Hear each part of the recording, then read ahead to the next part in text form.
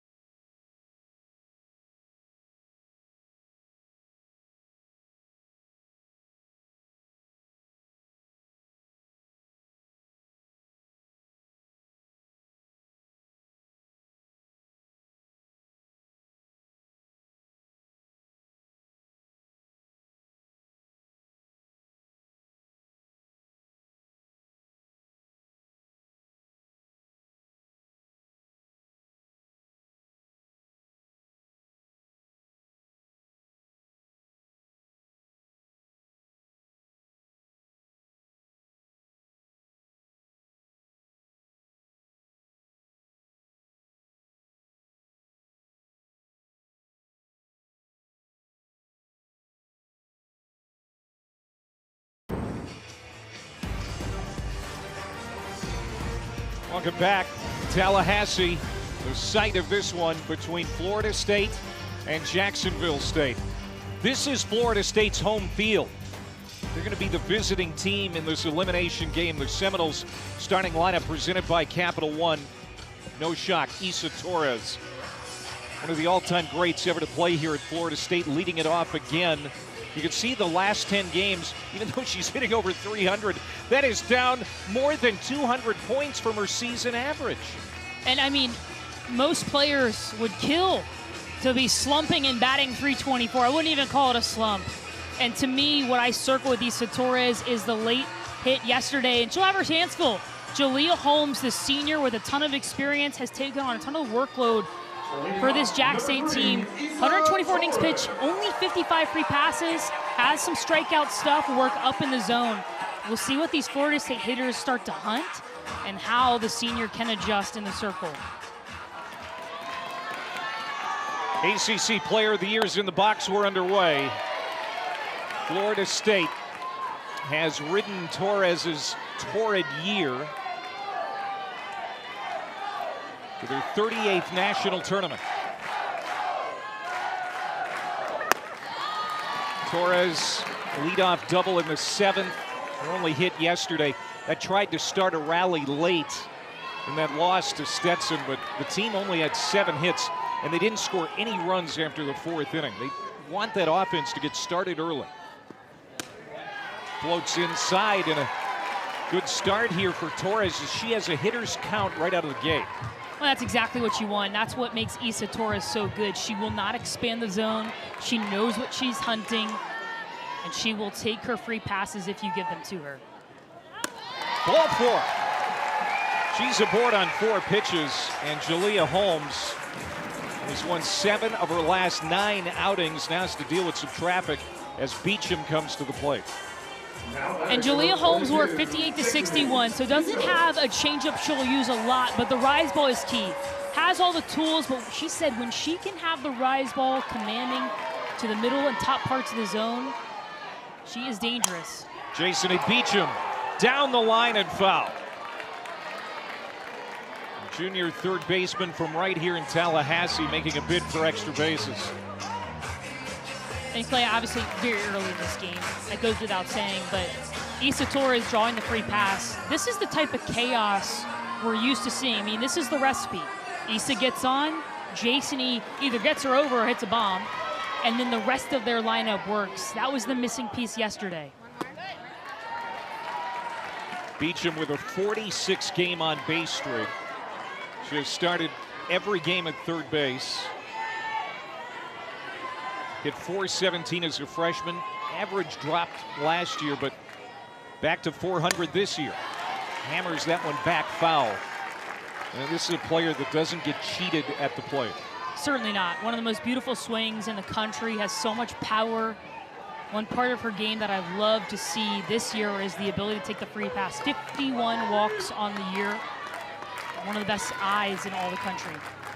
Holmes rocks, fires, hit on a line to left. That screamer is caught by Haley Cushingberry. So Beecham is retired.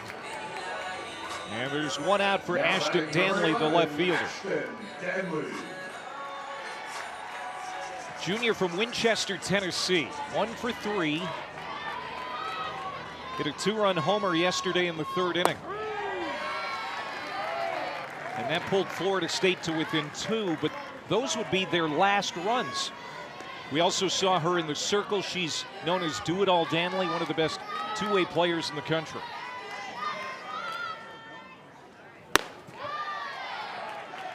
And had a big hit for this team yesterday against Stetson. Stetson goes out for the 2-run lead. Anaheim with the home run. And in the bottom half of the 3rd, it was an Ashton Danley line drive home run shot to get her team right back in it. To center, and another one hit on the screws, but Nowakowski is there. So Beecham and Danley both barrel it up.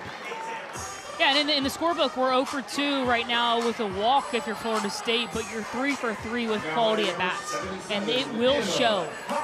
The game keeps scoring. If you hit the ball hard, good things happen. Great start for Florida State on that front. Anaheim also homered yesterday.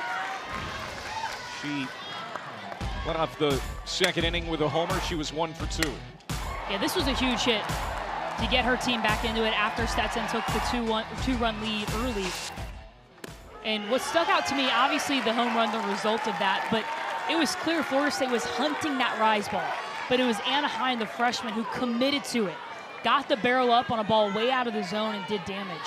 One of the most mature freshmen Lonnie Alameda has ever coached when we talked to her. Runner goes. Torres, good base runner in there with a stolen base.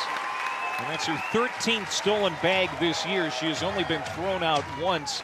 And something to keep an eye on today, Rain, is the catcher, Michaelin Kaiser. Her throwing hand, injured yesterday late in that ball game, took a foul ball off of it, and it almost took her out of the game. Yeah, I'm sure Florida State knew that. They also picked a great pitch to give Issa Torres the green light on a changeup. But Michaelin Kaiser has been so good throwing runners out. They're unable to do so, but that's the type of pressure that Florida State applies and why their offense is so dynamic. 1-2 to Hine. It's upstairs. Lonnie Alameda, the head coach for Florida State, with 9 freshmen on the roster, has 4 in the starting lineup, including Hine. These freshmen have had no problem adapting to Division I softball. Chopped. Third baseman Underwood going upstairs to get it. And Torres is stranded. Jack State coming to the plate for the first time in this elimination game.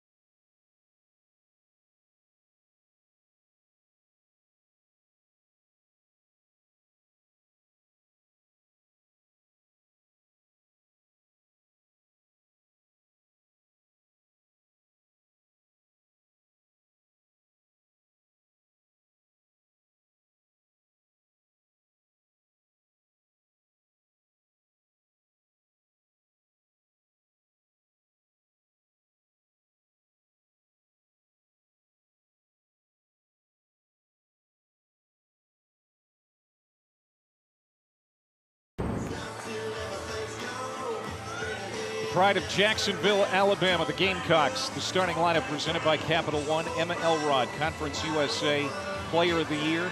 There you see Michaelin Kaiser batting in the 6th hole, had a home run yesterday. Also walked a couple of times. We've already talked about her defense behind home plate. Going to be facing Jazzy Francic, 22 wins on the year. That led the ACC. She won Pitcher of the Year in the conference, but yesterday just wasn't her day. Yeah, it wasn't her day. You look at the 5 earned runs, that's a season high. But you got to credit Stetson, and when you look at the ball game Jazzy Francic threw, I'm sure there are moments and pitches that she can circle as mistakes, but ultimately at this time of year, it's about battling. They punch, you punch, and so love to see her out in the circle today, and I imagine she'll be lights out again. Right fielder Emma Elrod. 0 for 3 with a hit by pitch to start yesterday's ball game.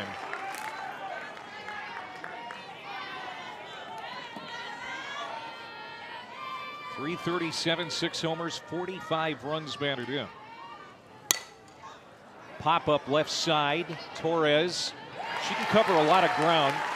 She has 1 error on the entire season.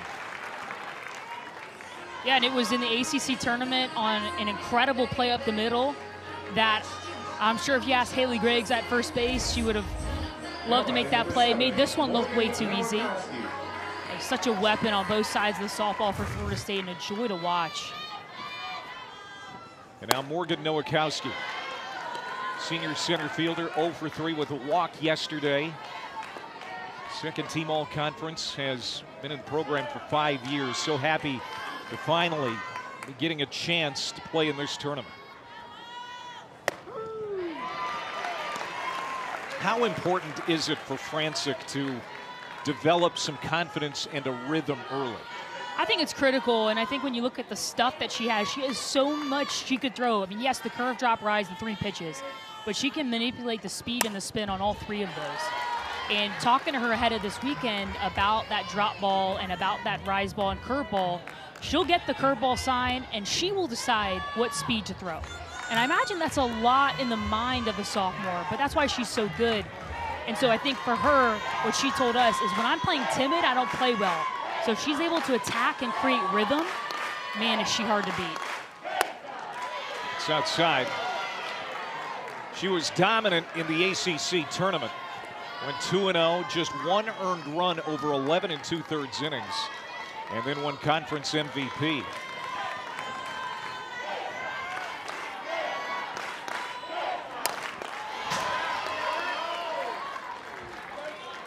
She says she's sharper than she was last year. Last year was a fantastic season for her, but she's got a different role this year.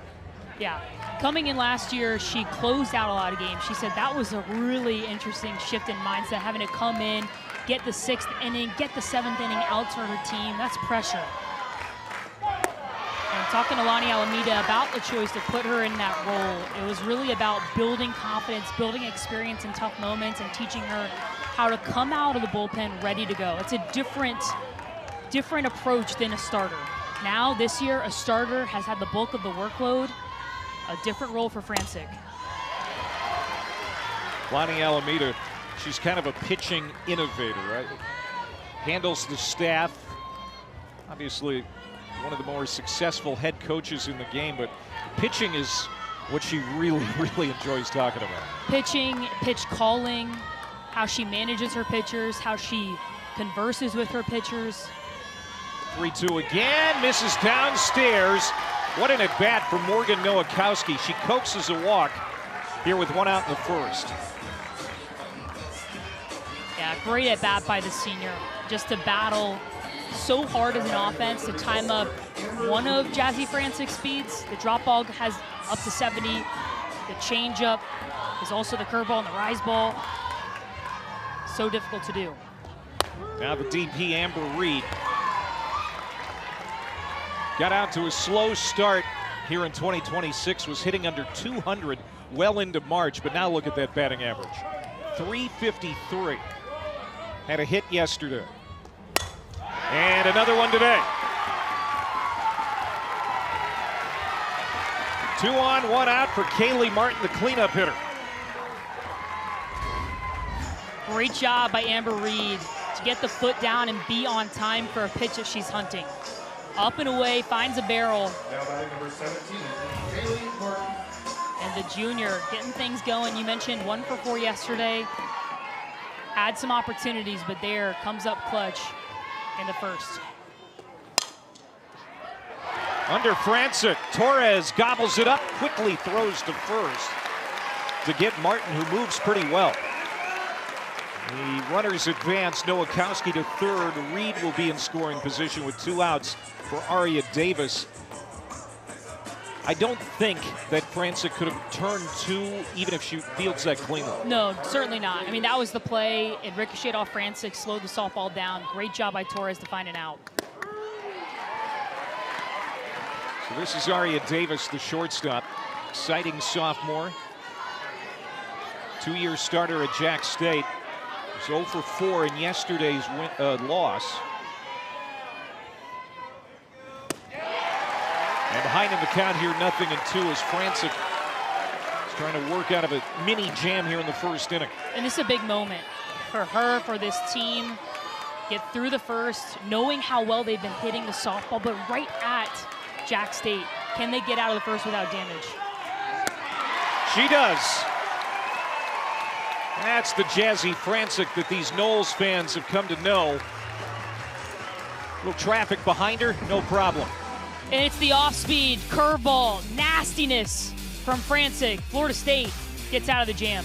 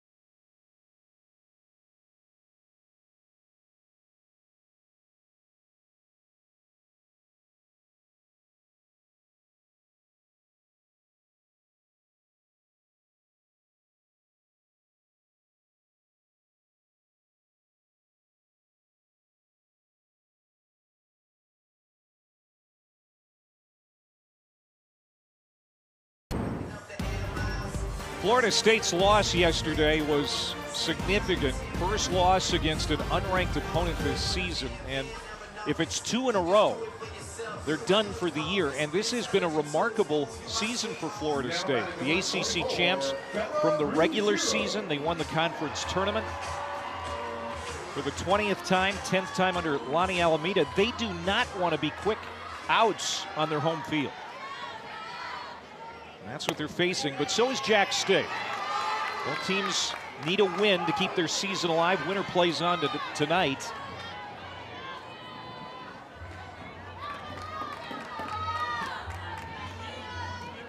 Stetson Hatters. Hit high, hit deep. Bella Ruggiero to the wall, but it's caught by Emma Elrod. One away. And again, this Florida State team drilling pitches, but either just missing them slightly. This one, Wynn was actually coming in. Wynn's going out there. If that's a home run, Florida State has a 1-run lead. Instead, into the glove of Emma Elrod for the first out of the inning. So Bella Ruggiero is retired. Now this one is hit hard. Kennedy Harp, 2 hits yesterday, and now she has a home run. And Florida State, for the first time in this regional, has a lead.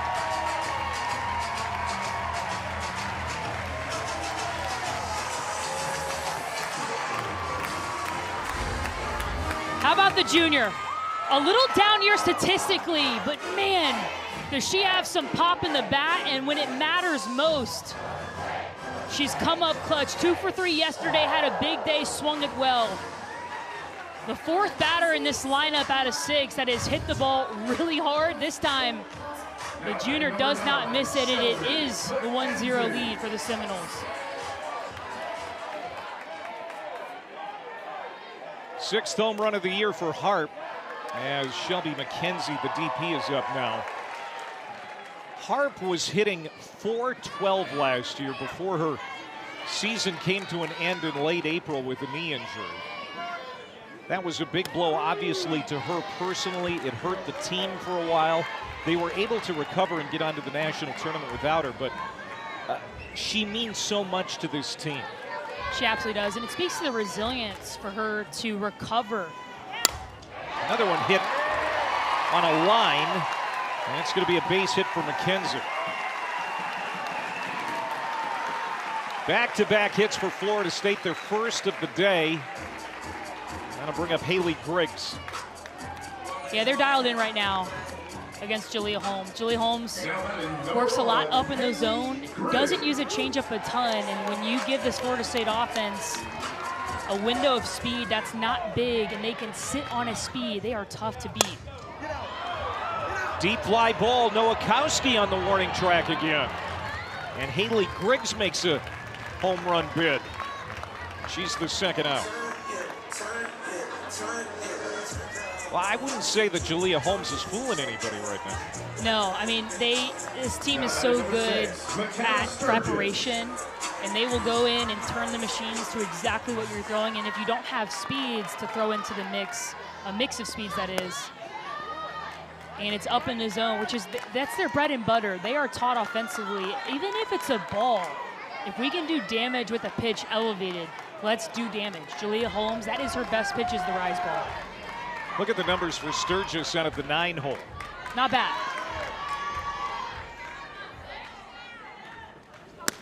Her biggest contribution, however, has been defensively, moving to second base from the outfield. As a freshman, that's a big ask, but Marin Heller went down with an injury a few weeks ago. Broken jaw suffered in April. But Sturgis has done a lockdown job at second base. And I think that speaks to this freshman class as a whole. Brought in 9 freshmen, no transfers. Only 1 of 2 programs across the country without a transfer. And those 9 have stepped up, been confident, been comfortable, been mature. And after the loss yesterday, Lonnie Alameda said, we have a lot of freshmen, and it's going to really be about who we are tomorrow. She said, we're going to find out who we are by how we respond. And no matter what happens this year, I think this class of freshmen, man, they are going to write some history for Seminole softball. Another one lined up. To third goes McKenzie. Sliding into second is McKenna Sturgis. 3 hits in the inning for the Seminoles.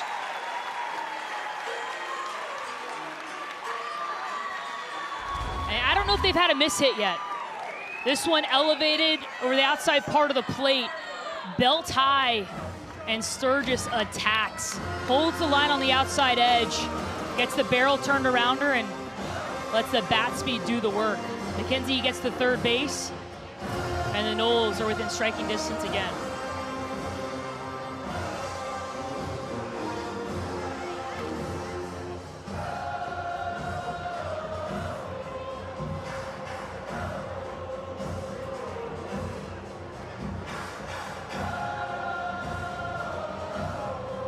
We didn't get much of this yesterday, and it is back with a vengeance.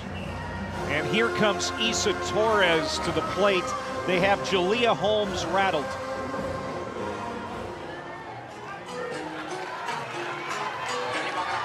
Yeah, so far today it's clear there's been a response, and when you have Isa Torres as your leadoff and the numbers look like that, hard to beat.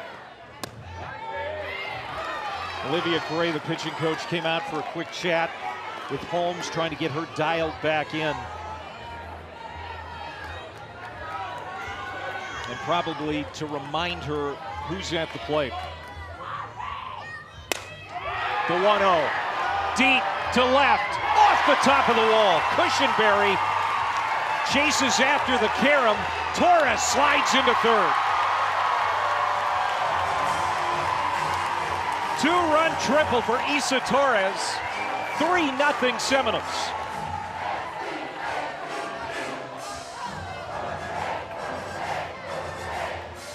And you knew Isa Torres was not going to be quiet for long. Hunts a pitch on the outside edge. And then look at her turn the wheels on. Off the wall for Cushenberry, and almost like she started jogging a little bit, thinking Isa Torres wasn't going to go to third. She let up. Torres takes advantage of the extra 60 feet. And looks like we will see McKenna Moore, the freshman. Florida State wants to play 2 today. So do the fans want to see the Seminoles in another ball game. Pitching change in Tallahassee.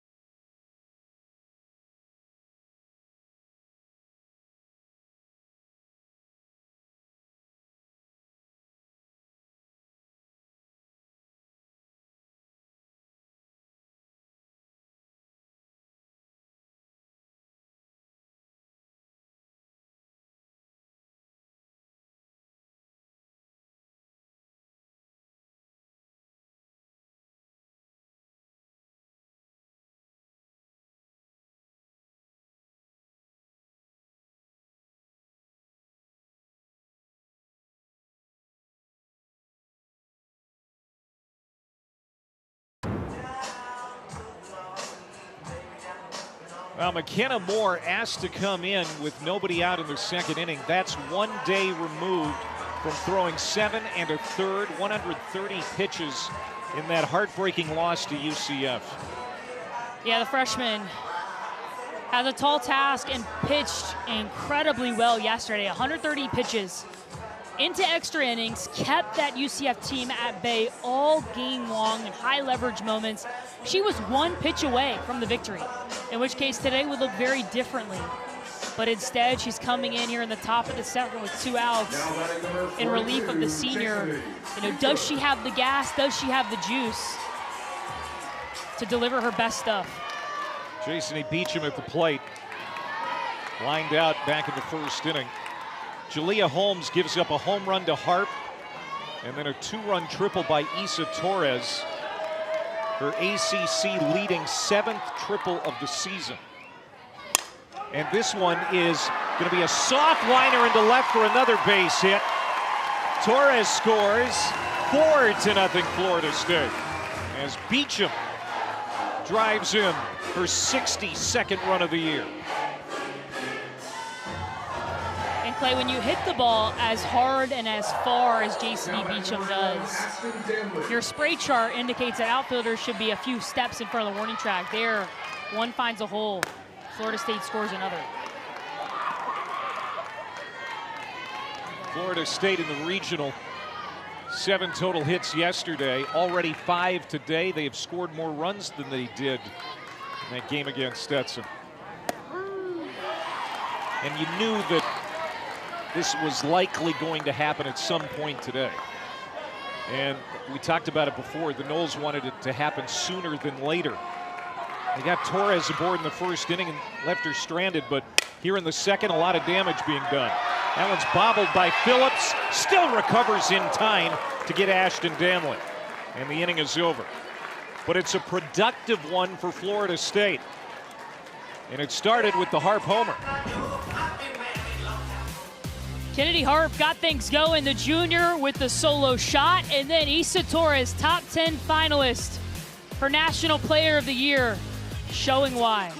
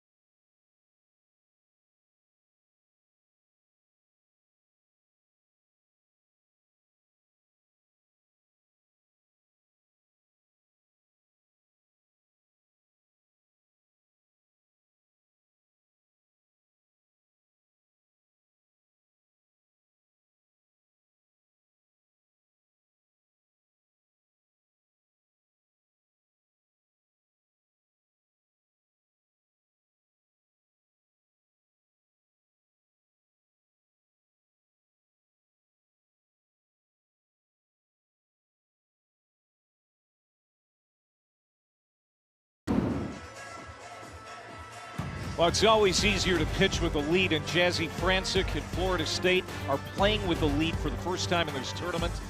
They gave her 4 in the last half inning.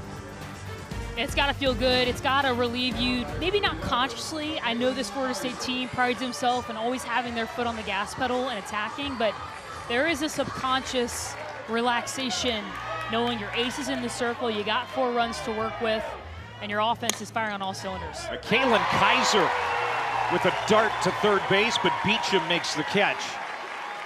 And Kaiser, who homered yesterday, is quick out on 1 pitch.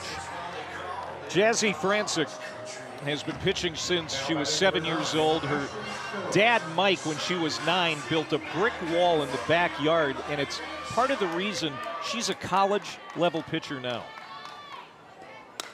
And when we talked to her yesterday, or 2 days ago now, about the manipulation of speed and spin and command and how she developed, she said, I kind of was self-taught. I had some coaches early on, saw a brick wall at the Little League, and decided we wanted to build our own. And she said, if I can hit a bottle cap or a grain of salt, I know I can command the softball in real time as well. Fly ball from Ashley Phillips. And there's Harp for the second out, as Jancic has retired 4 in a row since giving up the only hit she's allowed today to Amber Reed. sophomore batting number 4, showing JC signs Underwood. of settling in. If I said Jancic, I apologize. I meant Francic, Jazzy Francic. Alliteration is key here. So 2 outs. But to go back to Jazzy Francic and her aspirations to be a coach, she talked about how that's how she developed command, but she encourages young players to go and manipulate the softball.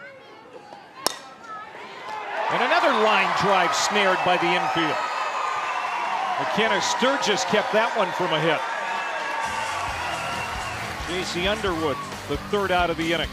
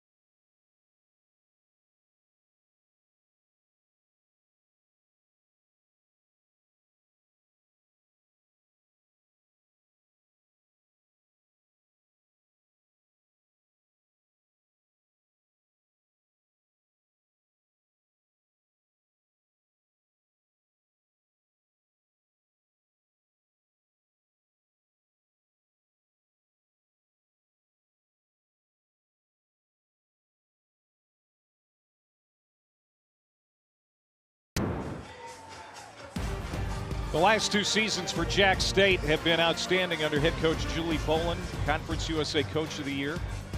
And she joins us now from out in front of the dugout. Coach, down in this ball game here, facing elimination, but we have seen so much spunk from your team throughout the year, and the approach the rest of the way, especially with more back in the ball game.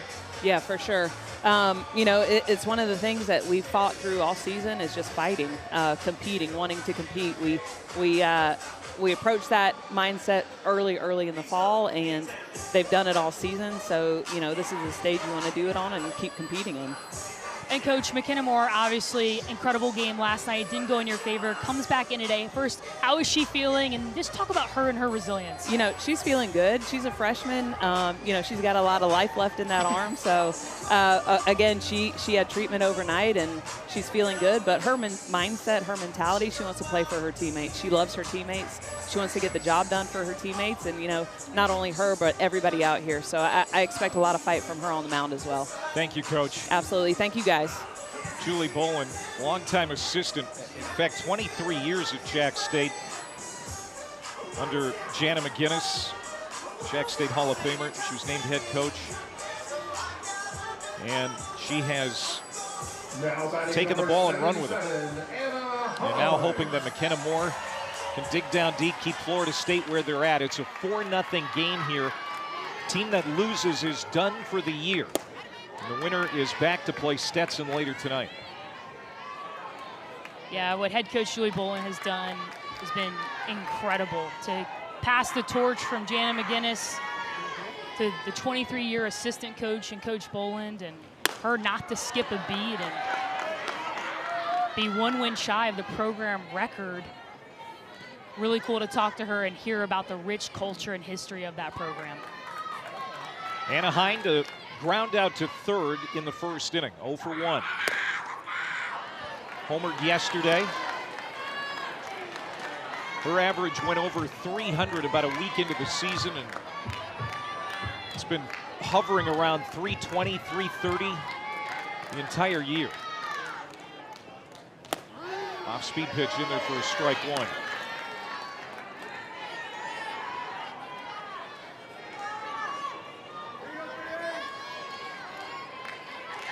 These teams need to win 4 games the next 2 days to reach the Supers. That is a foul ball. Underwood, a very good third baseman, gloved it. It's foul. Home plate umpire Ron White on that call. Great job by Underwood to just play it out, though. Never let the umpire decide for you. You get a free rep to test the arm strength over to third base. And Anna Hine gets another opportunity.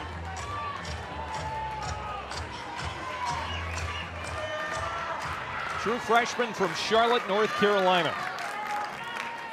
Waits the 3-2. And another one to Underwood. Picked over there at first by Martin. So Hind along at bat, but she's the first out of the Florida State third inning. Now batting number 44, Bella Ruggiero. And that's what Kenna Moore needs to do now. Get as many of these in a row. Allow Jack State to find some offense. Get back into this ballgame. Kennedy Harp comes up. She homered. Get the scoring started last inning. Yeah, to me, McKenna Moore, it's not a matter if she has the stuff to keep this thing close and to compete. It's clear that she does, but does she have the stamina? Is the arm okay? I mean, not only did she pitch a lot yesterday, she's pitched a lot this year. 150-plus innings for the freshman, and they will need her to throw some serious innings here today if they want to make it to their final.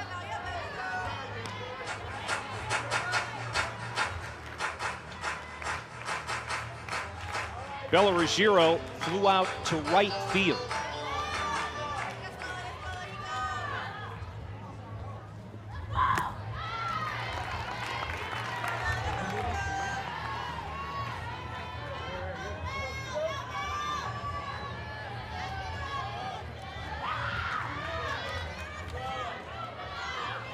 One of the 7 regulars hitting over 300. She's actually at 300 as she comes into this plate appearance. So many talented players up and down this lineup. Yeah, and I think for Ruggiero, it's not been a matter of hitting it hard. It seems to be every time she's up, she hits it right at somebody. But it'll eventually fall. What a great job by the redshirt freshman. 2-2, grounded to second. Actually, Phillips at the second out. Now here's Kennedy Hart. So Florida State Now batting number 23, Kennedy. yesterday, 3 for 10 with 2 outs. Did have the home run from Danley, but in the second inning with 2 outs, went 3 for 4, a double, a triple, and scored 3 runs. And that's the kind of fight you need to have this time of year.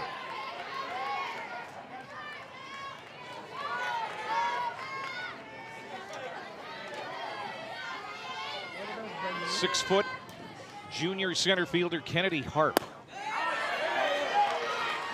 And the season did not start well for Harp. You can see that brace on her left knee. That's a direct result of the injury suffered in April of 2025. Wow, what a play by Underwood. Wow. She was busy this inning, and it's a 1-2-3 inning for that Jack State defense and their star pitcher.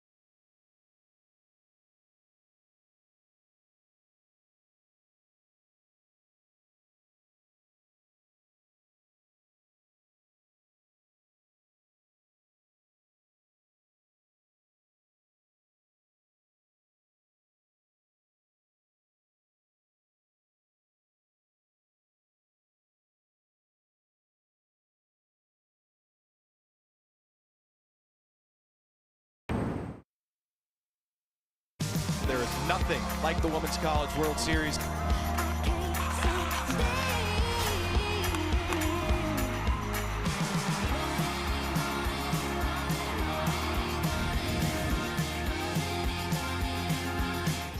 Women's College World Series starts on the 28th of May in Oklahoma City, and Florida State hoping to be there. So is Jacksonville State. Player who has been there, Maddie Fry. The senior, there aren't many seniors on this Knowles roster, but Fry's one of them. She's in the game now for the first time. And we talked to Issa Torres ahead of this weekend, talking about, hey, who are some players that really are the backbone culturally, that maybe aren't starting as many games, and one of the first names that she mentioned was Maddie Fry.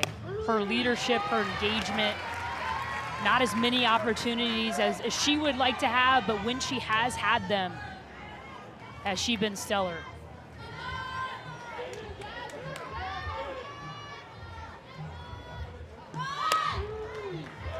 Another strike, 1 and 2. Franczyk has been burying a lot of strikes. Coming into the inning with 22 pitches, 18 for strikes. Yeah, and that's key, especially with how many speeds she works in as a hitter. It's so hard to dial up 1, let alone 2, let alone 3.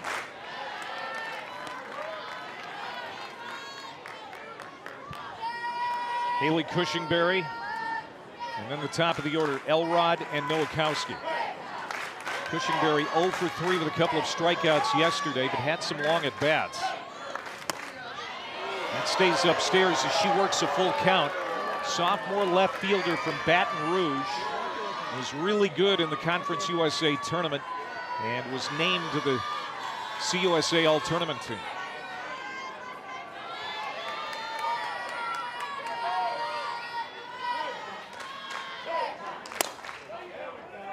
Deep short, and that's going to roll through. Pass Beecham, pass Torres. Leadoff hit for Jack State, and they're second against Franczyk. Pitch before, really, really close there. Jazzy Franczyk took a moment.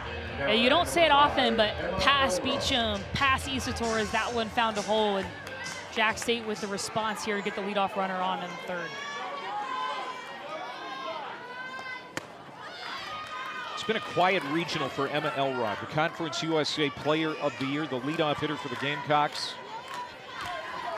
Hit over 400 in league play this year. She has been a starter every game this season. Good numbers across the board, including stolen bases. But it hasn't been on yet. At least with a base hit. Was hit by a pitch yesterday, but wasn't able to score. It's just not typical for her to go quiet for very long.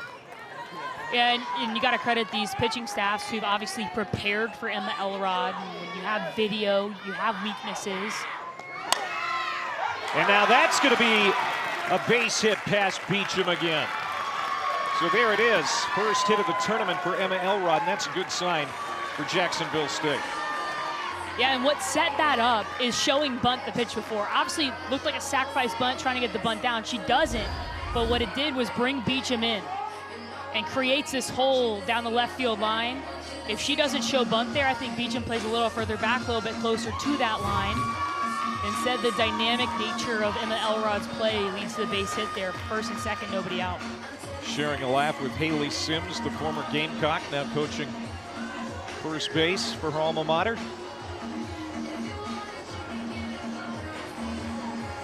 Now batting number 7, Morgan Nowakowski. Morgan Nowakowski, I'd argue, is the heart and soul of this team. Absolutely. I mean, just talking to her, her emotion, what she's meant to this program. She skies one into foul ground and into the bullpen. Foul for strike 1.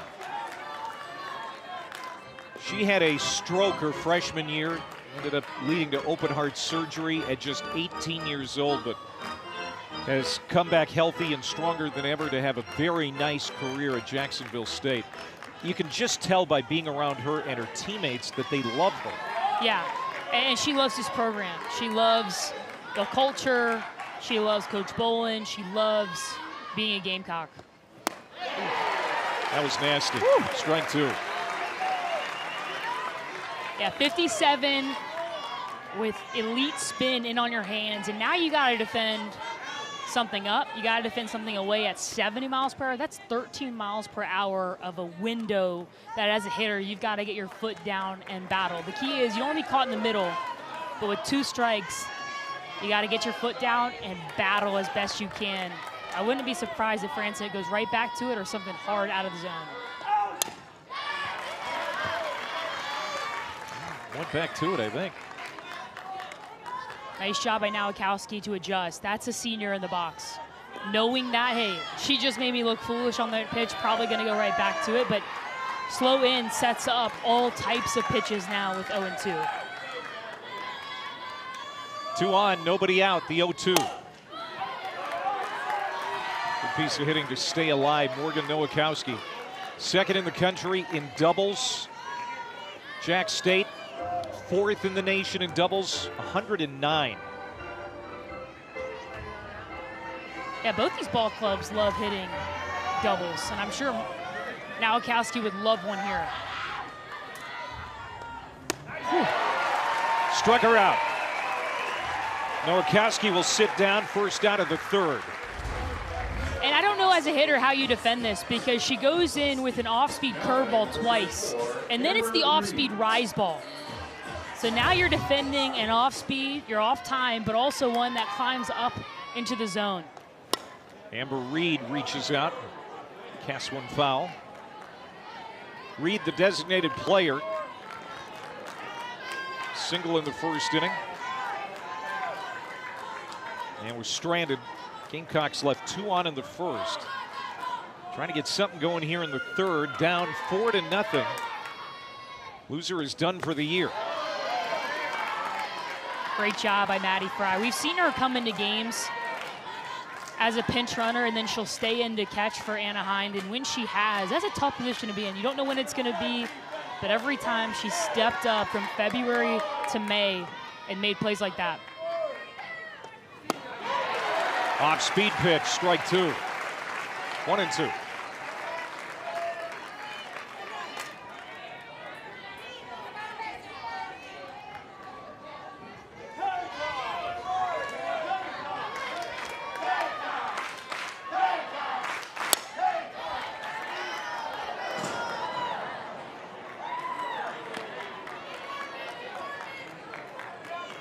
Tenth national tournament for Jack State. 3rd straight regional here in Tallahassee. Their last tournament that they appeared in 2018, and they lost to the eventual national champs, FSU, in the regional final. Now trying to stave off elimination against the Noles.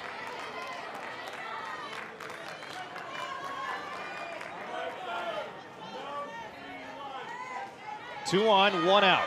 Amber Reed at the plate. Here's Francis 2-2. Man, another good piece of hitting just to stay alive.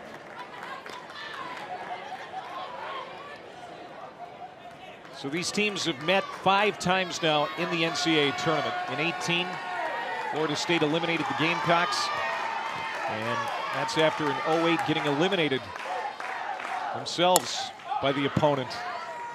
So even though this isn't a conference rivalry, there's a bit of a rivalry here.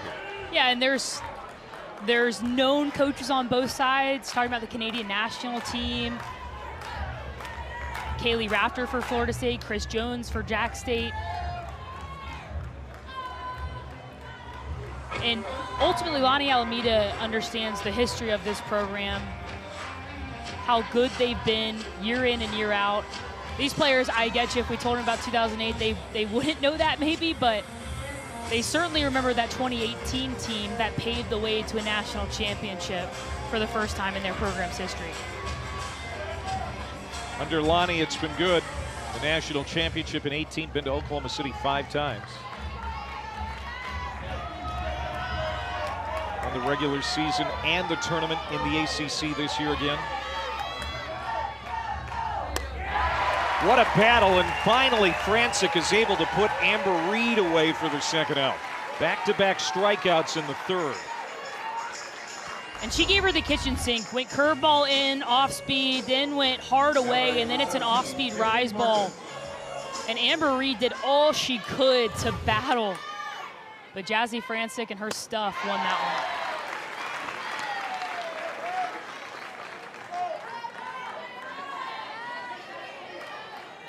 one. Kaylee Martin grounded out back in the first inning.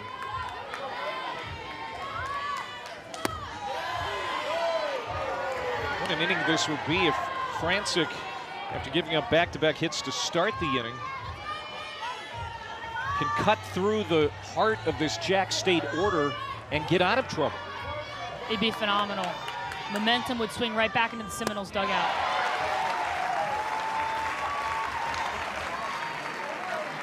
We're going to talk to Lonnie coming up next half inning. And again, pitching is her specialty. She has to like what she is seeing from the sophomore right now.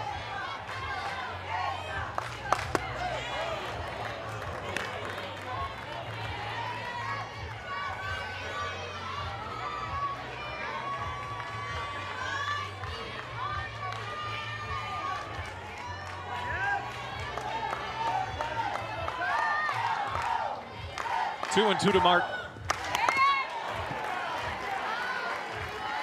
So the next pitch for Francic will be her 50th. It was a short day yesterday, just 2 1/3 innings. She's gone farther today, already 2 2/3, and seems to be in more command.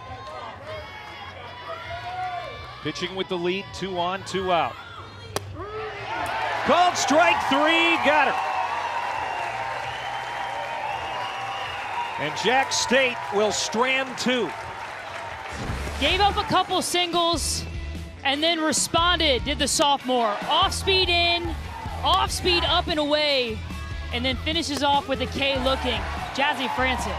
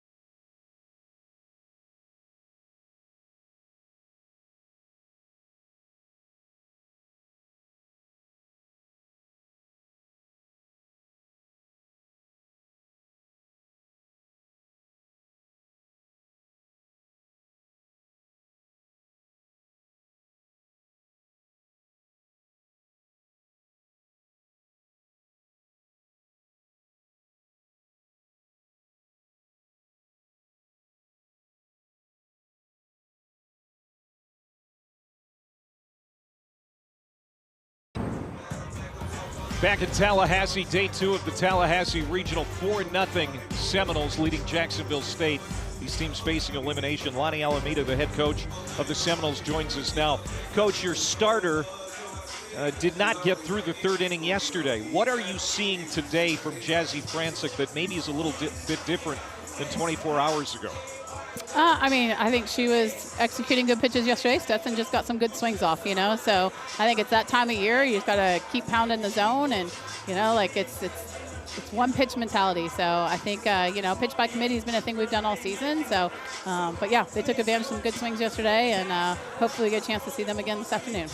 And Coach, your team has had some great swings today. Hit the ball hard consistently. Yep. What have you liked about your offense? Just connection, I don't know how many 199 balls we're going to have out there, so it's pretty crazy. But, stay in it. We had some really good swings yesterday, and, stay in it, keep swinging. And, your back's against the wall at this point, so it is what it is, and you got to stay connected and keep getting after passing the bat mentality. Thanks, Coach. We appreciate you. Thank you. 8-time ACC Coach of the Year, over 1,000 career wins here at Florida State. And this team is a seasoned bunch. Even though there aren't a lot of seniors, and we've talked about that, it's a team that has played a lot of softball, and they've had some losses, especially against the top 25. I mean, they've seen really good competition before, and they come back from time to time. They know how to get it done. Well, and I imagine as a player playing for Coach Alameda and just for her demeanor of, hey, this is what this is about. They punch, we punch back, pitch to pitch. And these freshmen might not have been in these moments before, but Lonnie Alameda certainly has, and the upperclassmen certainly have.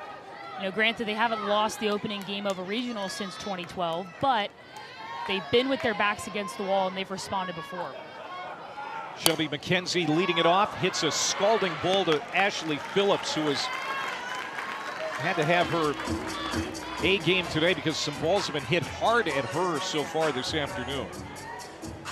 One down here to start the Florida State fourth. Haley Griggs will come up. One story about Florida State's resilience after getting punched in the mouth. Oh, look out. This one is hammered to center, and Nowakowski stumbles in front of the wall. It wouldn't have mattered as Griggs leaves to straightaway center. Home run, her 6th of the year, and it's 5-0.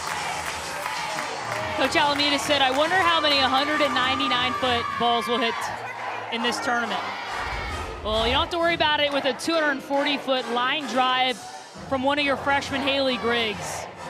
Hunted a pitch up in the zone and did not miss it. Gives her team some juice. One of the many hard hit balls we've seen from Florida State today. This one can't be defended. True freshman first baseman. Is there a prettier swing among freshmen in the country? Whew. I think you could say that about so many of these Florida State freshmen. And here's another one. Sturgis as Griggs makes a little curtain call.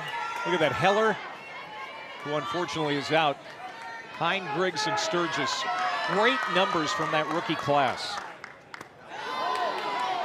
And talking to Coach Alameda ahead of this weekend, too, about that, she talked about the evolution of the game and how freshmen come in.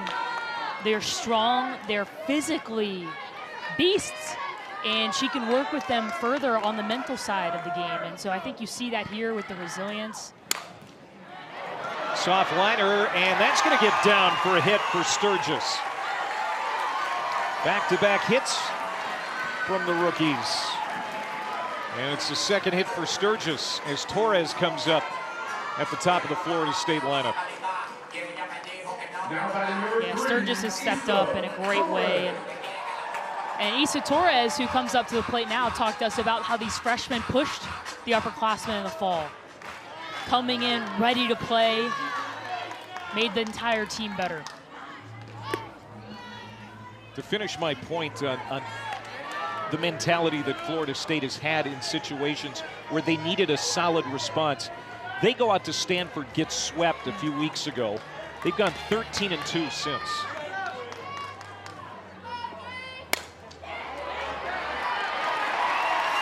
Second hit for Torres. Sturgis stops at second. Third hit of the weekend for Issa.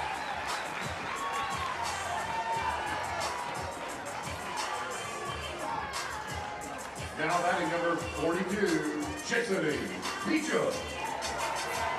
And now Jason Beecham. He drove in a run in the second inning with her single. Florida State now 5 runs, 8 hits.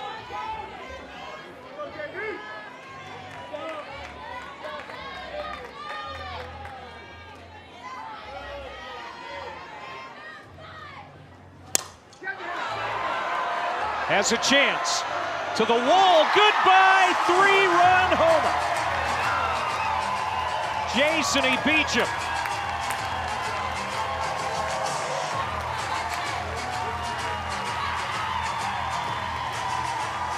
The fans are thinking, Where was this yesterday? Here come the Knowles.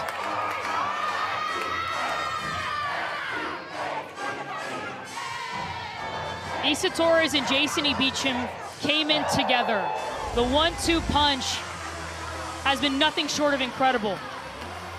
A pitch out over the middle of the plate. Beecham takes a really tough change up for the first pitch of the AB, goes 1-0.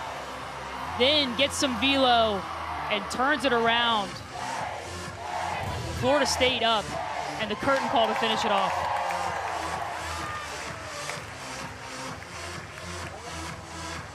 Jason Beecham, that's her 9th home run of the year. Not as many home runs as we've seen from her in the past, but her numbers across the board. Look at this over the last 6 games, just phenomenal. Incredible, and she's evolved incredibly well throughout her career, and also, I mean, she is one of the best hitters in the country. National Freshman of the Year, 2 years ago, I should say. And so she's a name you circle, you prepare for. If she has a hole, you're going to try to exploit it. But she doesn't have holes. And so it makes it very, very tough for Jack State as they make a change.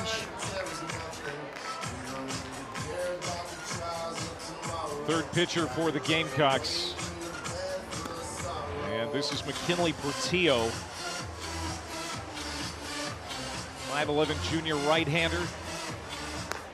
Come on and try and quiet these Florida State bats. It has been an onslaught since the 2nd inning. And you look at the numbers for the junior, who was really clutch in the conference tournament for this team. And they will need her to step up greatly.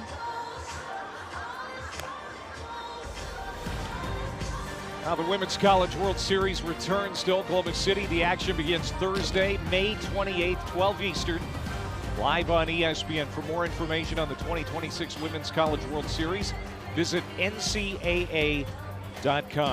Alongside former Duke star Rainn Wilson, I'm Clay Matvick. Thanks for being with us here in Tallahassee. The fans are mostly Knowles fans, of course, enjoying this a little bit more than yesterday.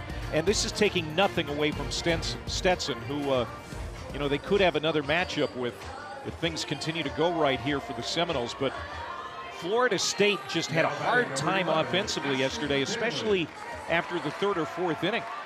Yeah, they expanded the zone a little bit more than I think they'd like, but I think Coach Alameda set it perfectly. They put some good swings on softballs just right where Stetson was at times. And then I don't know if a perfect offensive game could have held down the Stetson offense. Right. I mean, you look at Jazzy Frantic, didn't pitch poorly. Stetson just executed great swings. They are a great team and a great offense. So sometimes you got to just tip your cap. And I think Florida State tipped their cap and then went and moved on very quickly to prepare for today. Third right-hander for Jack State, Kinley Portillo. As you mentioned, Rainn, the winning pitcher in the Conference USA Championship game. Pitched 4 2/3 in that title win. They need her to eat up some innings here and keep the score the way it is. They need some time. They're running out of it because now all of a sudden the run rule's in effect. They need some time to get back in this game. Otherwise the season is over. Yeah, they need some length out of their pitching staff, and not only for this game here to keep the season alive for their seniors, but also if they are able to be successful against Florida State for game 2 today. Up the middle and under the glove of Ashley Phillips. Another hit in the inning for Florida State, and it's Ashton Danley. 5th straight hit for the Knowles.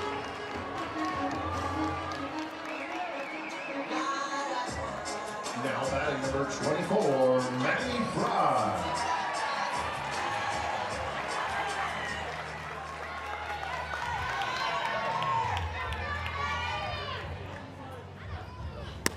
Maddie Fry, her first plate appearance of the regional.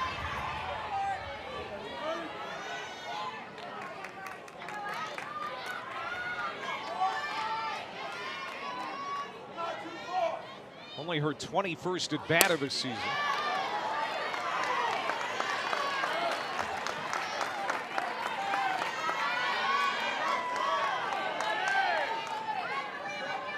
Very good catcher. Veteran leader.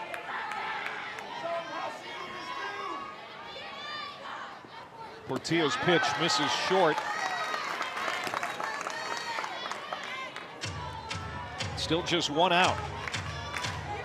McKenna Moore got Shelby McKenzie to ground out to start the inning that seems like an hour ago.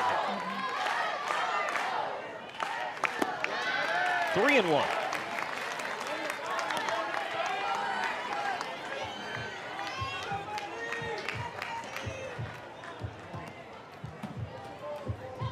Get a new ball.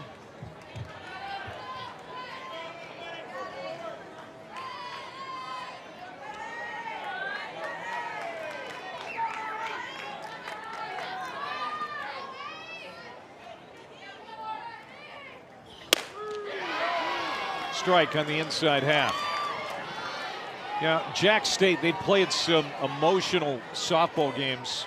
You go back to the conference tournament championship game against Liberty, a team that they wanted to exact revenge on, and they got it. Pitches outside, walked her.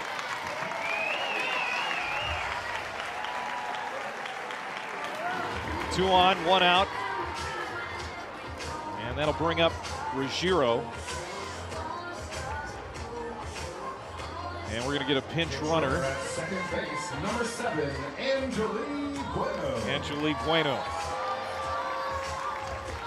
Running for Danley. And then the loss yesterday in heartbreaking fashion. You know, you have to come back today. You know you're playing Florida State. And then they kind of sock you right in the mouth in the second inning. It's a lot to deal with from an emotional standpoint. Fly ball to left. Cushingberry has it measured. And Ruggiero is out.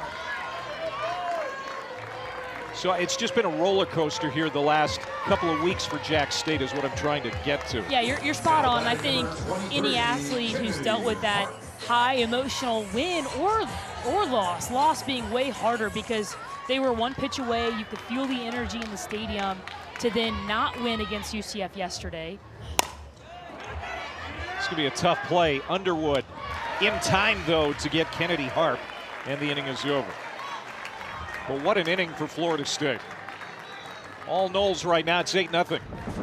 And the Florida State offense has awoken.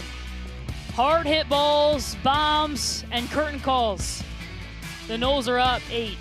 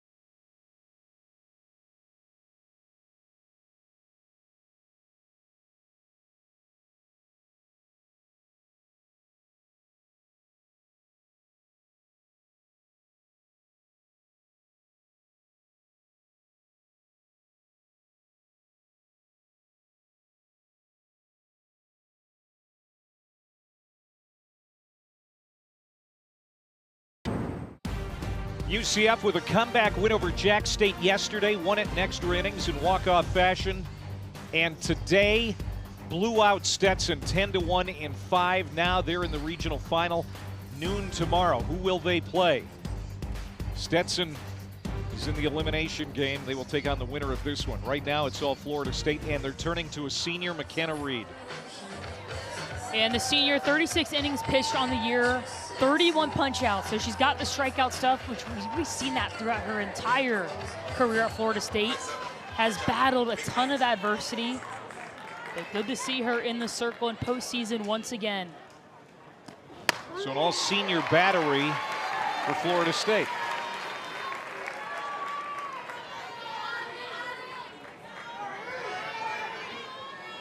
Aria Davis, Kaylin Kaiser, Ashley Phillips due up for Jack State this inning. They still have 6 offensive outs to work with if you're taking into account that they're in danger territory facing the run rule loss. If they can scratch 1 or 2 across here, then obviously that lengthens the game.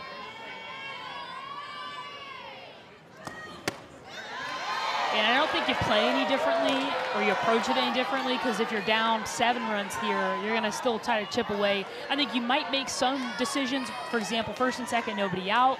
Probably going to move the runners over with a sac bunt. Knowing that that 8-run run rule after 5 innings is in place. Foul back, 2-2.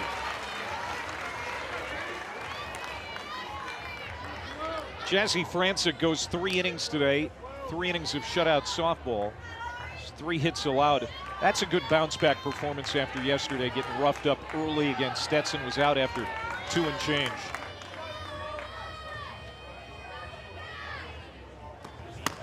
Yeah, you're exactly right. I mean, it's got to give her a ton of confidence. I think early on, struggled a little bit with command. Saw a couple times where she tapped the chest, say, hey, my bad. But then as the game went on, you really started to see the command with the off-speed curveball, the rise ball to both sides of the plate, and then always has that velo drop that she could pull out. Leadoff walk to Davis.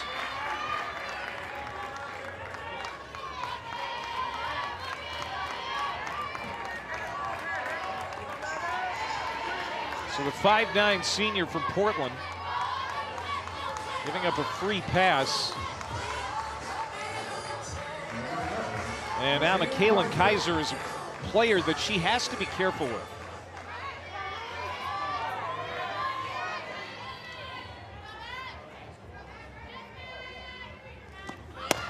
Kaiser homered yesterday.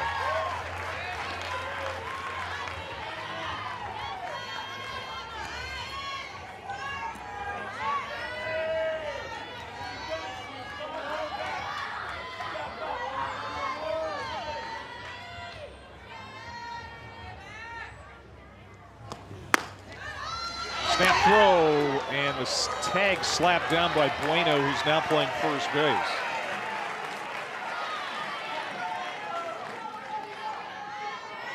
Haley Griggs going from first base to left field.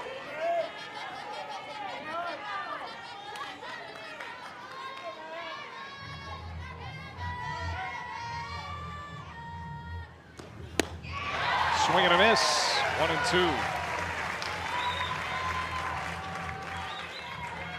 Kaiser leads Jack State in homers, runs batted in.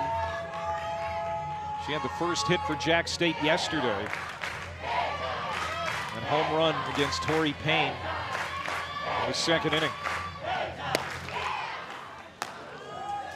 Maybe she can be the spark plug here for the Gamecocks. Yeah, I mean, if you're Julie Bowen, head coach for Jack State, it's exactly what you want. And for Kaiser, can still see her kind of shake the hand, squeeze the hand. Swung at a pitch yesterday that hit her right on that right hand. But if you have a home run hitter at your team, it's exactly who you want up right now. 2-2 from Reed. Rise ball fouled back. Maddie Fry slow to react.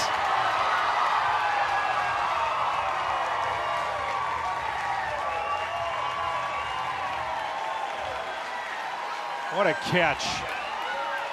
And listen to this crowd. Wow. Just absolutely appreciative of that effort. She didn't see it right away. Wow, a standing ovation.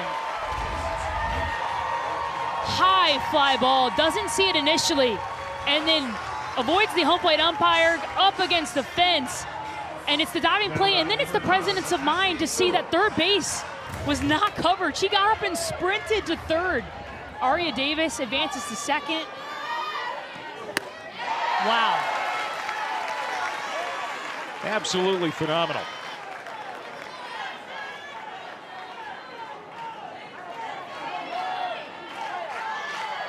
That's a Webb gem. Yeah. 1 out. And 1 strike to Phillips. That's winning softball right there. Absolutely. On the other side of things, too, Aria Davis, great presence of mind to tag up on that play. Any fly ball in foul territory, as a runner, that is the only option you have to advance. Great job by the sophomore.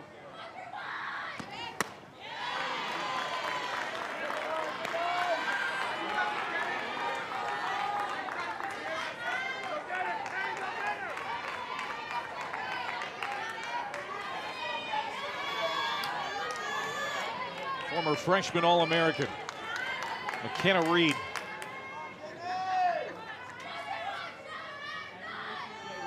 Two 2-1 pitch.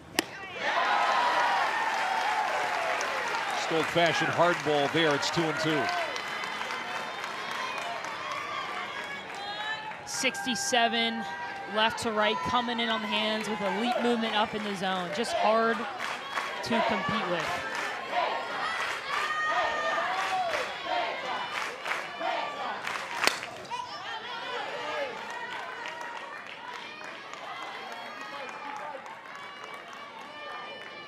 And Reed also has that off-speed rise ball that tunnels really well. And when I say tunnel, I mean out of the hand. It looks like it's the same velo. Hard to determine that it is off-speed. So as a hitter, to time up one or the other difficult, but to time up both with 2 strikes, one of the hardest things to do.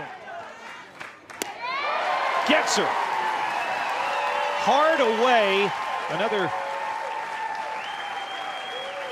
missed opportunity for Jack State. It's a strikeout for the second out. Whew. Arm side cheddar from McKenna Reed, the senior. Battled so much in her career, a ton of adversity, but here in front of her home fan base, hoping to ensure this is not the last game of her career, but also not the last weekend of softball for this team. Jack State now 3 for 24 with runners on in the tournament. They've just had a hard time coming up with the big hit. Yeah, like we talked about earlier, the first part of the equation is creating opportunities. Jack State has done that, but the clutch hitting I've not seen from the Gamecocks. Now 1 strike to Underwood. J.C. Underwood 0 for 1 with the line out.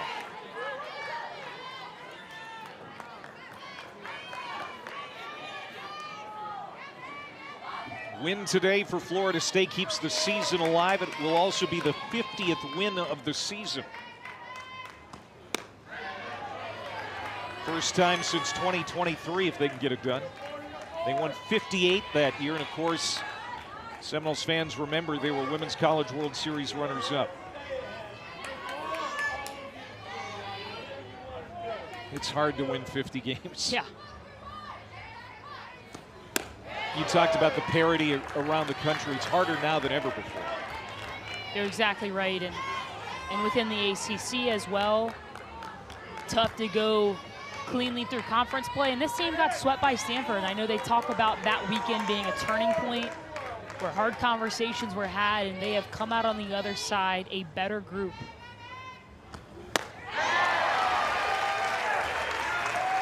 And now 1 pitch away, perhaps from McKenna Reed getting out of a leadoff walk situation. Got Aria Davis at second base. 2-2 to Underwood, 2 outs. Full count.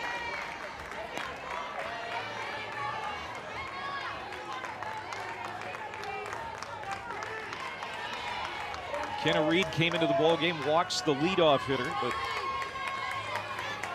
got some help from her senior classmate Maddie Fry behind home plate with that catch. Strikeout of Phillips, and now to Underwood, the 3-2. Got her too!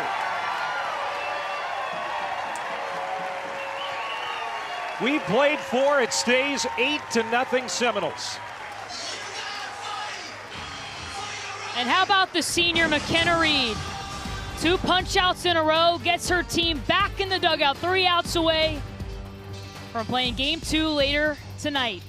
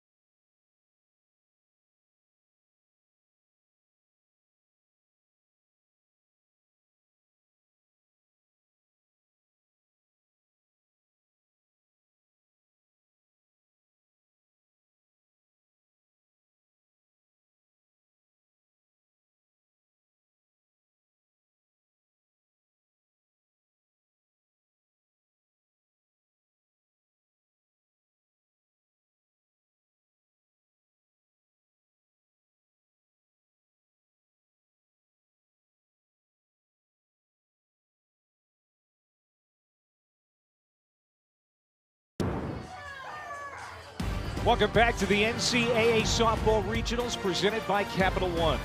Here in Tallahassee, she's Rain Wilson, I'm Clay Matvick. Each round of the NCAA tournament, this being the regional round, is double elimination. Both of these teams have been beaten once. A loss now means your season is over.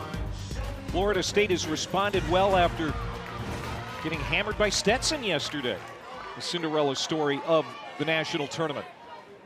Jack State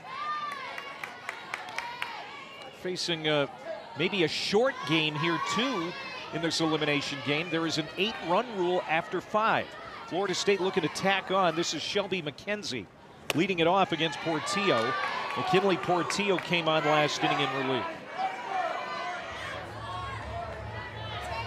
What are both of these teams thinking right now? Well, I think for Florida State, it's about insurance. You don't feel comfortable knowing that 8 runs, yes, after 5, but if Jack State is able to score 1 in the bottom half of the 5th, if all things hold, then the game continues. And why that's so critical, you might say, oh, well, they might be more comfortable knowing they're going to win, they're up 8. Well, you want to preserve your pitching. You know you got to win later today and take 2 tomorrow if you're going to win this regional. So they want to finish this game in 5 innings, save their arms for later this afternoon in hopes of tomorrow being a little bit easier of a workload day for their pitchers in the circle. Well, if you're looking for insurance, that's a good start. McKenzie setting the table with the leadoff knock here in the 5th. And now Haley Griggs, the freshman, 1 for 2 today. Homered her last time up. 6th home run of the year. Part of that excellent freshman class for the Seminoles. 3rd team all-conference.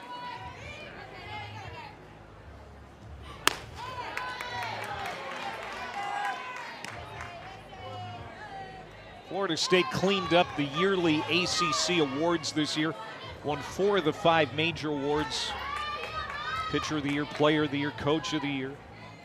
Had 8 all-ACC selections. 8. Pretty good. and something softball fans are used to seeing, a perennial powerhouse in the ACC. Of course, the parity has also increased internally within the conference as well.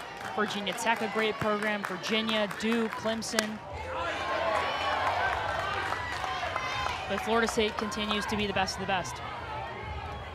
And the constant here for the better part of 2 decades has been Lonnie Alameda.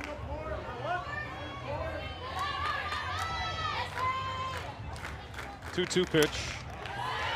Popped up behind home plate. The recruiting process has to be different now for Coach than when she started here in Tallahassee. I mean, you're dealing with the NIL, the transfers. It's just a different landscape now. It is for all coaches, and one thing that she spoke about at a camp when I was 13 years old, I'll never forget. Another one just hammered the gap in right center. Rounding third, trying to score is McKenzie. Not in time. Hustling to third is Griggs.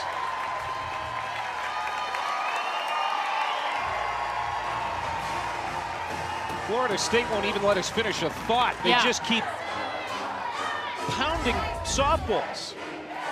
Haley Griggs has had a hard hit ball every single time she's been up today. This one no different. And what I was going to mention is Lonnie Alameda's dedication to evolving. And Haley Griggs has done just that as well. Her ability to adjust pitch to pitch as a freshman, the maturity shows off there. Shelby McKenzie scores from first. Such a complete team, aggressive on the base paths. Third base coach Travis Wilson, one of the best in the business in knowing when to push which button, showing it off there. Haley Griggs now 2 for 3. Couple of runs batted in. Off Aria Davis into center field. Another run scores. It's 10-0. Well, there's the insurance the Seminoles bench wanted. And still nobody out. And this is the type of pressure that Florida State can apply. Hard hit ball after hard hit ball. You can play great defense all year long, and Jack State has, but at a certain point, so many opportunities of hard hit balls and pressure from these base runners too. It's just tough to capture and tough to defend against. Back to the top of the order, and Torres. Look at that. They've almost doubled their amount of hits. And 10 runs today compared to what they did yesterday. The offense, and again, you got to tip your hat to Stetson, but just didn't have it yesterday. And Issa Torres breaking out of a slump today as well. Runner goes. This one is going to run the gap. Off the wall. Sturgis will score from first base. Third hit for Issa Torres. And her third run batted in. And to me, this ball game started with the momentum with Florida State, with Issa Torres drawing the free pass. And then throughout this game, just consistently hitting hard hit balls to all sides of the field. So much power in the bat of the junior. And it even goes back to yesterday. Her last at bat with their backs against the wall late in that game, hit a double after being over. And since then, Issa Torres has led her team. And no surprise with the numbers she's put up throughout her career and in this year too. Oh, she is a pleasure to watch. She had a record 16 hits in a row in mid-March. I mean, when she catches fire, and we're kind of seeing her start to do that again right now, she's unstoppable. It's remarkable.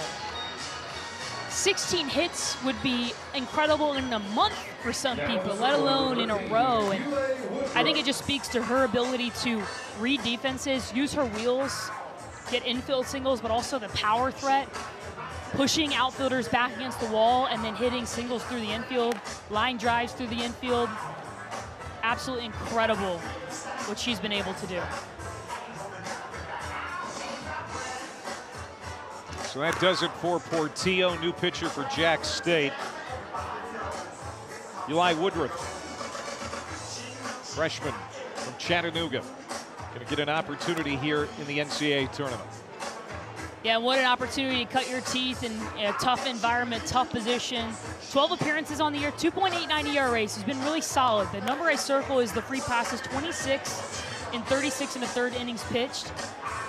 The key here, nobody out in the fifth inning. It's late in this ball game. Fill up the zone, play pitch to pitch. Can't look at the scoreboard, just trust your defense and continue to battle.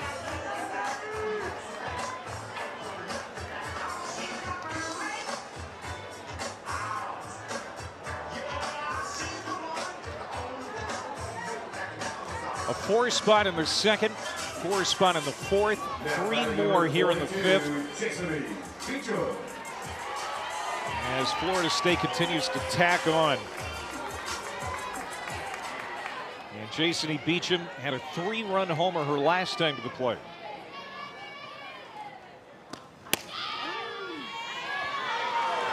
Four straight hits in the inning. Woodruff trying to tamp this down. Jack State, they're going to need to score a bunch in the fifth to keep this game going. 9-1-2 due up for the Gamecocks in the fifth.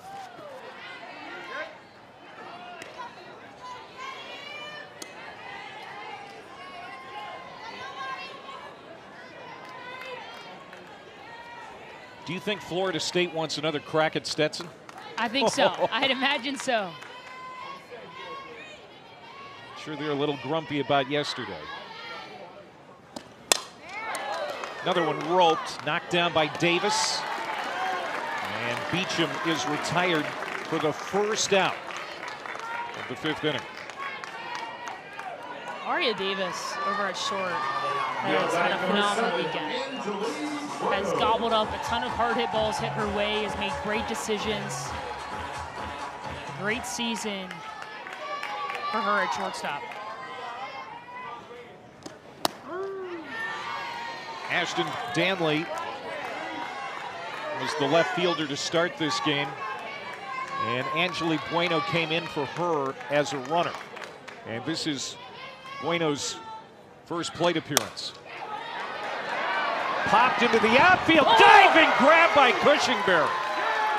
And that's a double play to end the inning. Haley Cushingberry with an outstanding play. Might be as good or better than Maddie Fry's behind home plate last half inning. Well, if this doesn't go Jack State's way, at least you maybe get a SportsCenter top 10 nominee. Cushingberry with a memory she won't forget. Diving play, gets up. Double play for Jack State. They look to continue this game in the bottom of the fifth.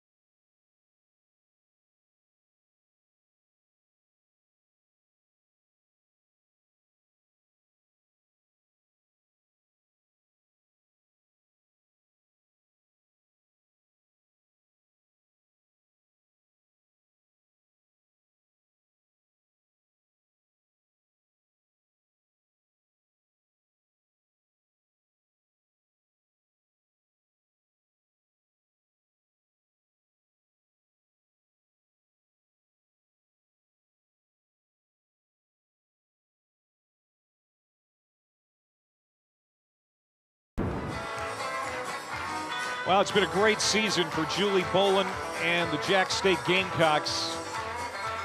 45 wins, champions from Conference USA, won their first regular season and first tournament title in that league, year number 3 in Conference USA. They won the regular season by 5 games. I mean, it wasn't close. And unfortunately, they need a bunch here to keep their season alive.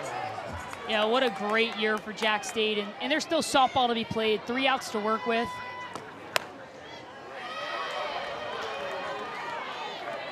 But what a year it's been for head coach Julie Bolin, this senior class.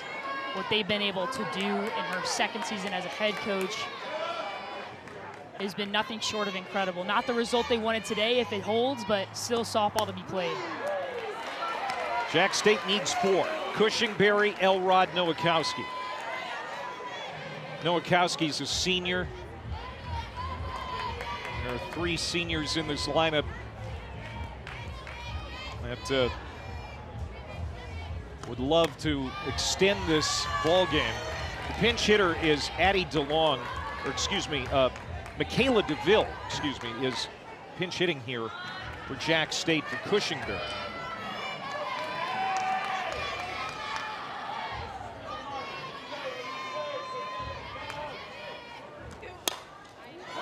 Slap just foul by DeVille.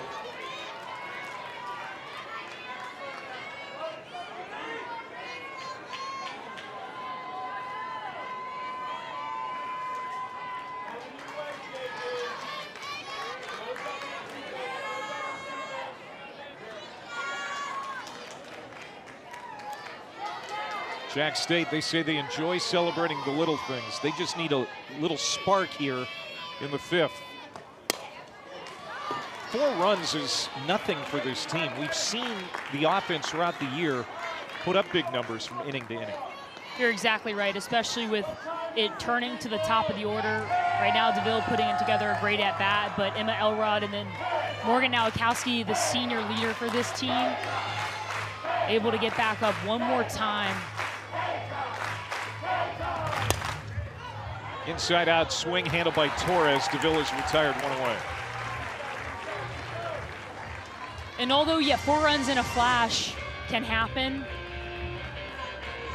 you know, I know these athletes are already, they know what's at stake here. They know this could be the end of a very long chapter of their lives. And at this point, these are young women that's what they've done. I mean, Clay, you have 3 children. You play from when you're 5 to when you're 22, 23 years old if you have the luxury of playing in college. And then, yes, we have the AUSL and other professional leagues, but the reality is for a lot of these players, they're not going to play after today. And so it's a tough pill to swallow. You're thinking through the memories and it all kind of coming to an end, not only for these athletes, but the families of these athletes who've devoted so much. It's a commitment. Yeah, but it's just a ton to be proud of, a ton to look back on. And you can tell this Gamecock team has left everything on the field this weekend and throughout this season. Ball on her strike to the player of the year from Conference USA. And now remember, in the championship game in CUSA, they got down 4-0 to Liberty. Yeah. And they scored 7 unanswered. So that goes to what we were talking about. Don't count these Gamecocks out just yet.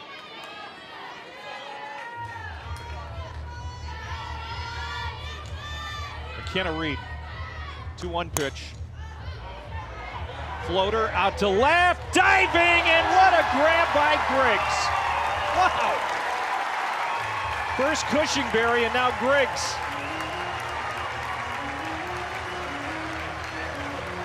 What a game for the freshman. Started out at first base, moves over to left, and then a diving play. Full extension, snow cone grab. Da-na-na, Issa Torres with a drum. And the smile from the freshman Griggs. What a play.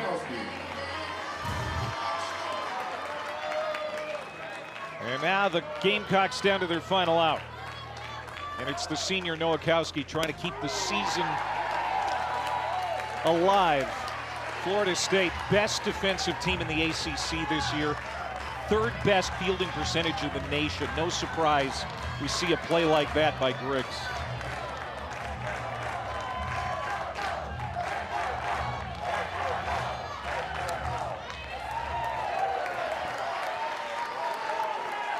Stetson awaits. These fans come to their feet here at Joan Graff Field.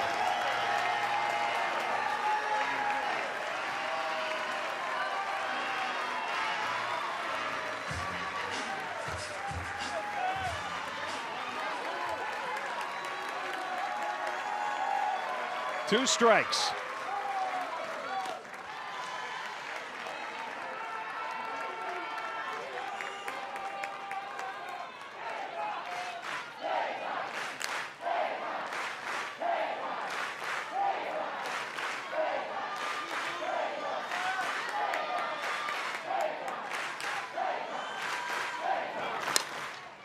Base hit. Jack State still has a pulse as the senior Nowakowski delivers. How does that feel for her? And you can see it. You know, she knows that's probably her last at bat. So to go out with a hit is amazing.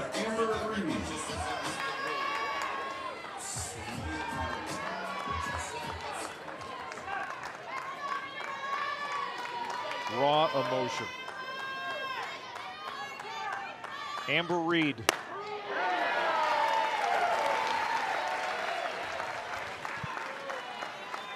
I couldn't help but notice you were emotional too during that at bat. Oh, it's just, you know, they put so much into this, these athletes, and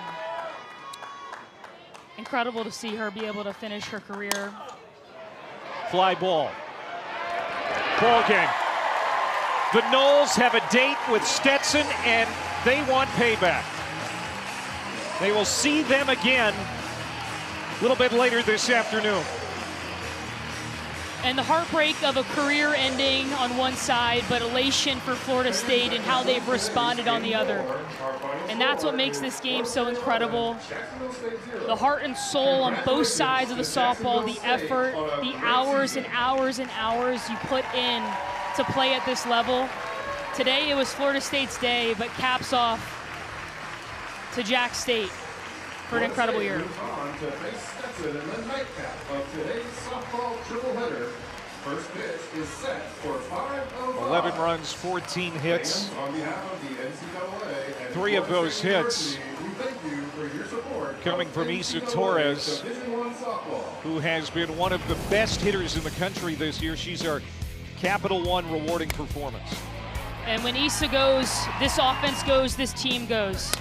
It started last night, but then it was a huge day at the plate for the junior. She's the spark plug for this offense. They needed her to step up today, and she did just that. And they will need her against Stetson here shortly. First Knoll to win both ACC Player of the Year and Defensive Player of the Year. She led the way today. First player since Jessie Warren did that in 2017. So here's our bracket. UCF awaits the winner of our elimination game coming up in a little bit less than an hour. 5 Eastern time. Stetson and Florida State, the number 9 national seed, taken off guard yesterday, beaten 8-3 by a scrappy Hatters team. Of course, Stetson got beat 10-1 yesterday, so both of these teams looking for big games to keep the season going. Let's bring in Coach Lonnie. Coach, what an outing for your team. All the stars were shining here in this elimination game. Just what are your thoughts as you look forward to another date with Stetson? Yeah, I mean, your back's against the wall at this point, so just a lot of fight. It was a good pass in the bat mentality. Jazzy gave us a good start right there. Kenny coming in. Huge for us, right? So now it's just pitch by pitch and keep battling and hopefully get to face UCF tomorrow. And Coach, I know you've gotten a lot of questions about Issa Torres, but again, she comes back today and is the spark plug for your offense. What can you say about her? I have no questions about Issa Torres. she's present. She's been present all season long. She's just a lot of fun to play with. She's a great teammate, and I think she fires this whole team up. But, I mean, they're all locked in. They've all been really good, just, having good game plans and sticking to game plans. So that's going to be the biggest piece for us right now. All right, we'll see you in a little bit. Thank you. Bye. Coach Lonnie Alameda, over 1,000 career wins at Florida State. It never gets old celebrating wins here in Tallahassee, and now they get to see Stetson again. That game coming up at approximately 5 Eastern time. We'll be back here at the ballpark, so for now, we say goodbye. She's Rainn Wilson. I'm Clay Matvick. For our entire crew, we hope to have you back here at the top of the hour.